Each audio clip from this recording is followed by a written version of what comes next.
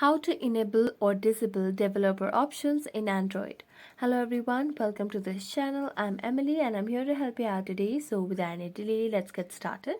So first of all, what you need to do is just go to the settings of your device and then go to about phone option over here. Then tap on the Android version as well. Here you can just search for your build number, so you can select whichever area that you want to find it. So after going to the detail info and specs, all you have to do is see the version of your device and then tap on it for the 7 times. So as you tap on 7 times, you'll be able to enable the developer options over here.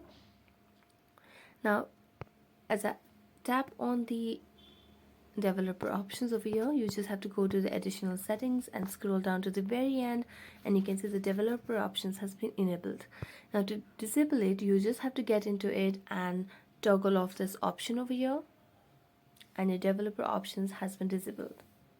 So thank you so much for watching this video. If you enjoyed watching it, don't forget to like, subscribe and hit the bell notification for more updates. That's about today. See you next time.